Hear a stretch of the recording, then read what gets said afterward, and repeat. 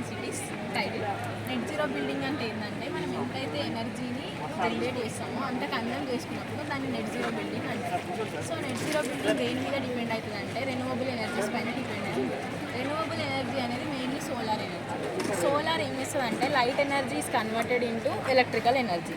దీనివల్ల మనకి electricity bills అనేది తగ్గుతుంది. సో తర్వాత మేము ఏం చేసినామంటే రెయిన్ వాటర్ హార్వెస్టింగ్, దేనికి వాటర్ని సేవ్ చేయడానికి.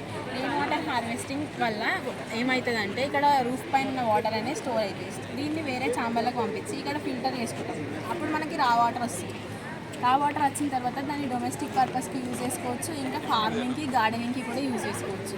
దాని తర్వాత ఇప్పుడు సిటీస్లో పొల్యూషన్ ఎక్కువ అవుతుంది కాబట్టి కార్బన్ డైఆక్సైడ్ రిలీజెస్ ఎక్కువ అవుతుంది కాబట్టి దానికోసమని వర్టికల్ గార్డెనింగ్ని ఇన్స్టాల్ చేసినాం.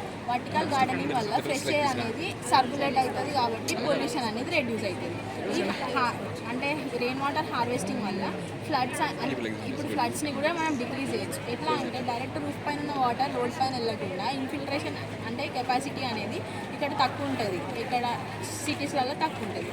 దానివల్ల మనం వాటర్ ఇక్కడ స్టోర్ చేసుకొని ప్లాంట్స్కి ఇచ్చినాం అనుకో అక్కడ ఇన్ఫిల్ట్రేట్ అవుతాయి కాబట్టి ఫ్లడ్స్ రెడ్యూస్ అవుతాయి. దానివల్ల ఏంది సార్ అని లాస్ట్